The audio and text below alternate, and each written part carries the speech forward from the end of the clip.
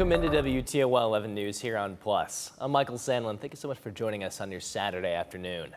We'll get to all of our top stories in just a moment, but first, let's check a forecast. Let's start over. Let's get a check of that forecast meteorologist John Birchfield. John, the sun is shining. We're getting some really nice warm weather. It's going to be sticking around for a while. Yeah, Michael, and we'll soak it up tomorrow. It's going to be feeling more like summertime on this first weekend of autumn. High temperature is going to be climbing up into the mid-80s. Our normal high is about 73 now, so we're going to be over 10 degrees above average into your Sunday. Right now, beautiful sunshine out the door, 85 degrees. We actually got up to 86, which is still shy of the record for today. That record currently stands at 90 degrees, mid-80s for those dinner plans and evening activities. It is a little cooler near the Lake Erie shores, and that is going to be the trend for the upcoming week. High pressure to the north of us is going to keep sunshine around, but we have our eyes on the tropics, on a pair of cyclones as the tropics is really starting to heat up. Hurricane Humberto has recently been upgraded to a Category 5 storm with gusts up to 195, and you'll notice the track on this one not going to be making landfall, but there is a second storm system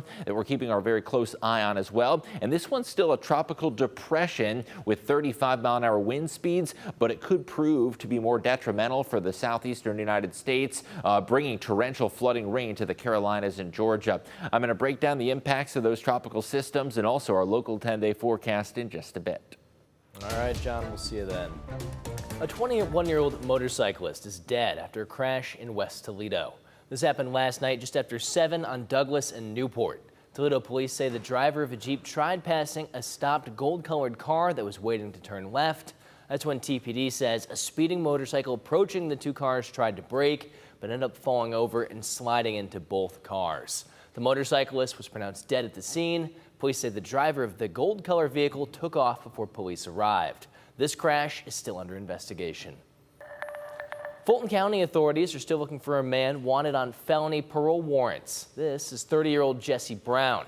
Delta police say they chased Brown after he took off from a traffic stop. He got out of the car and escaped into the woods on County Road 1-2 Thursday night. As of this morning, he's still on the run. If you have any information about where Brown is, you should call police. A Monroe family is heading to trial with Jeep's parent companies FCA and Stellantis after they claim they've dealt with multiple issues with their hybrid Grand Cherokee, including the vehicle shutting off in the middle of the highway. We sat down with the family to hear their frustration. This is a family car and it's unsafe, and I'm doing what's best for my family. That's how PJ and Carly Phillips are feeling now about their 2023 Grand Cherokee 4xE. The hybrid SUV by Jeep. Back when they first purchased it in the summer of 2023, it was an exciting upgrade for their growing family. There's Nico's ride. But that excitement quickly faded. Pretty shortly afterwards, we started noticing just small glitches in like the screen and the backup camera, things that were pretty minor. It wasn't until that winter that like our heat went out, the backup camera was totally out. It ended up being in the dealership for like combined over 30 days. That's when PJ started looking into Michigan's lemon laws, rules to protect consumers when they buy defective goods. In Michigan, if a vehicle has been repaired 4 times or more and has been in the shop for 30 days or longer, it's legally defective and can be refunded or replaced. I don't know if people think this is normal, but for a car that's less than 2 years old, these are all the service invoices for all the work that it's had done. PJ reached out to FCA, a subsidiary of Stellantis, the multinational conglomerate that represents Jeep, and the company began arbitration with the family over their issues. While the Phillips say the company didn't accept a full refund or trade, they did toss the family a little something. They offered me customer retention, like payment for our troubles and problems, and we thought the car was fine. But only months later, they say problems started back up again. The family reported that the car wouldn't charge, and then the screens kept acting up. But then something happened in May of this year they will never forget. I was going on 75 south around like the Newport exit. I was going, 70 miles an hour. I was in the fast lane, and all of a sudden the car just totally shut off on me. The dashboard lit up. It was showing all these error codes. Traffic was light, thank goodness, and I was able to get to the right edge. A terrifying incident. And when the Phillips submitted their second arbitration request, they say this time it was accepted. But when they looked at the paperwork, it didn't look right. The customer service retention payment they gave us and the current mileage on the car she used as an offset. but they want the full refund, and all the while still paying more than $700 a month on a lease for a car that remains in the shop to this very day. We haven't seen it since May 9th, May 8th. May of 2025. A Michigan judge agreed with the family and removed the arbitrator's ruling, calling it an improper use of law, and vacated the arbitration. Now the family is going to fight in court for everything they say they're owed, and FCA is looking to fight back with a full jury trial. If they're ignoring us and stonewalling us, I mean, this could turn into a pretty large case, Well, unfortunately. this is the only way that we can do anything about it right now.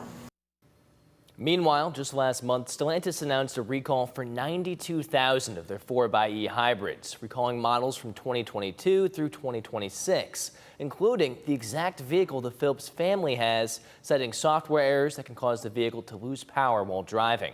Now, we reached out to Stellantis for a statement, who wrote back in part, "The safety of our customers is a top priority, and the company is actively deploying a remedy for this campaign. The company is unaware of any related accidents or injuries. Affected customers will be advised when they may obtain service, which will be provided free of charge." You can read the full statement over at WTOL.com. In Adrian, kids are finding hope and mentorship through music and art. Two local organizations are working with Adrian Public Schools to give students a safe place to learn, grow, and dream big. Dominique O'Neill joins us in studio now with the details. Dominique, tell me more about this program. Well, Michael, the Adrian Center for the Arts and the Adrian Symphony Orchestra are working together to offer kids in the city fall programs to increase their skills and build their confidence. It's part of a program at Adrian Public Schools. In over a 3-year period, they helped over 150 kids, teaching them how to paint, draw, and play an instrument. The youth director says the goal is more than just teaching creative skills. It's about giving students confidence and a stronger connection to their community, helping kids grow one music note and one paintbrush at a time.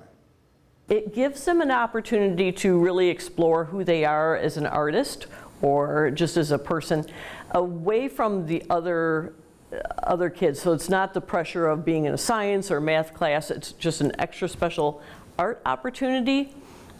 And they get to know each other in a different way. What I love is that we're inspiring creativity and we're inspiring participation in the arts for the future for these students. And the program accepts 20 students at a time, offering classes for 8 weeks. If you would like to sign up your kid for these kinds of classes, you can find a link over on our links mentioned section of WTOL.com. Reporting in studio, Dominique O'Neill, WTOL 11. All right, thank you, Dom. Over 600 people woke up this morning to help clean our local waterways. The 29th annual Clean Your Streams Day was held today, with volunteers heading to over 50 sites in the greater Toledo area to clean up trash from our rivers and streams. One volunteer we spoke with says she's been doing it for years and sees everything from plastic water bottles, fishing equipment, and broken glass that all gets picked up before it meets the water. It's sad though, because we come to the same spots every year, and it's just, we clean it up one year, come back the next, and it's trashed again. So it's rewarding, but also sad to see all the litter that's everywhere. And it actually makes a big difference, more than you would think. It makes a bigger impact than you'd think. Officials with Partners for Clean Streams say more than 10,000 pounds of marine debris is removed and prevented from entering Lake Erie through the annual initiative. Over 40 motorcyclists went for a ride today, and their destination was the hospital.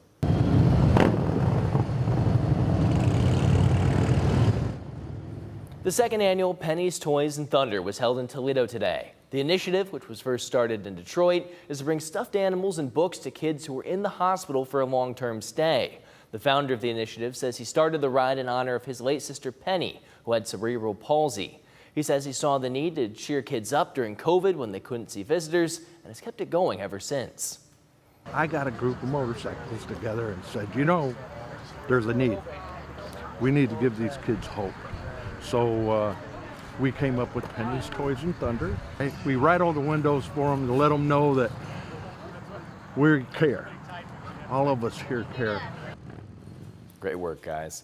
The bikers started the Centennial Terrace and Quarry in Sylvania and ended at St. Vincent's Hospital, where they delivered over 200 stuffed animals and 75 books to patients. And all the proceeds from the event went to St. Jude. The Toledo Museum of Art is trading gourds for glass at a one-of-a-kind pumpkin patch. The 5th annual Glass Harvest is this weekend. Guests can walk through the museum's sensory garden and view more than 450 glass pumpkins made by studio artists at the Glass Pavilion. Profits go back to the Glass Pavilion and fund their operations and programming. It has been a wonderful time, even when there were lines at the checkout, lines to get in, everybody talking, celebrating, holding their pumpkins, admiring the other person's pumpkins. It has been a wonderful day. Well, if you didn't get a pumpkin today, the harvest isn't over yet. You can pick out your favorite glass decorations from 11 to 5 tomorrow. And it's homecoming for the Toledo Rockets. Here's a look at the parade that took place this morning over on Bancroft Street. Many floats made their way through West Toledo, along with alumni, the Rocket Marching Band, mascots Rocky and Roxy, and much more. The homecoming football game kicked off today at 3:30, and the Rockets currently lead the Akron Zips. We'll have more on that game tonight at 11 on WTOL. And don't forget, tomorrow is the Susan G. Komen Northwest Ohio Race for the Cure. The annual 5K run and walk raises money for breast cancer research, treatment, and patient care right here in Northwest Ohio. Survivors will be honored with a parade, and there will also be kids' activities and a celebration of hope. WTOL 11 will bring you live coverage tomorrow morning in place of CBS Sunday Morning and Leading Edge. Our coverage will be from 8:30 to 10:30, featuring inspiring stories, live guests, and team coverage as a sea of pink fills downtown. In the meantime, want to see more breakdowns of viral trends and 60-second stories? Check out our WTOL 11 social media pages on YouTube, TikTok, and Facebook. And now let's get things over to John with a full look at our local forecast. John?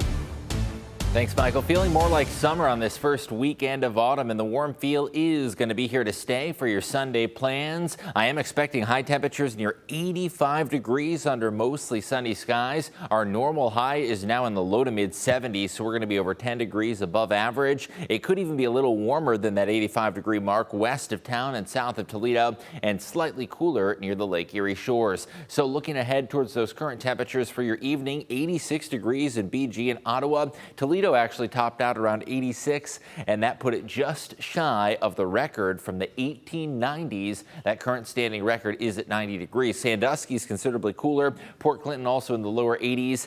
And get used to that cooler feel near the lake shore, because we're going to be talking about a lake breeze returning midweek. Now, in case you missed it earlier this week, drought conditions have really expanded and grown worse, and extreme drought has been introduced in areas like Findlay and North Baltimore, with severe drought shown by that brown color expanding to the vast majority of Northwest Ohio. Here's where the rainfall deficit is the most dire, with extreme drought near Findlay right up to the north of I-75 into southern Wood County. High pressure overhead to our north is going to keep sunny and dry conditions around. Hardly a cloud in the sky across Indiana, Ohio, and Michigan right now, with showers moving off towards the east coast. Now, while high pressure keeps us quiet here at home, the tropics are turning much more active, and forecasters are going to be busy this week, and also many residents wondering, will they see impacts to the coastal United States? First and foremost, major Hurricane Humberto has been upgraded now to a Category 5 cyclone, and we're currently seeing sustained winds at 160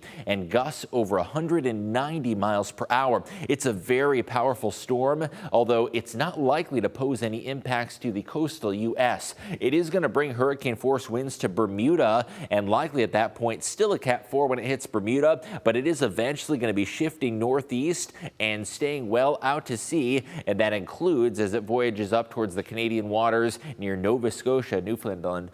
Here's a look at another cyclone that is going to bring some more serious impacts to the U.S. This one's still a tropical depression, still in its developmental stages north of Cuba, and it currently has 35-mile-an-hour winds. Now, even though it's not quite as intense, its track is more significant, and it's going to go just offshore of South Carolina and Georgia, and it's likely to bring inundating storm surges and the potential for tropical storm force winds. So the hour by hour shows you that heavy rain and gusty winds impacting the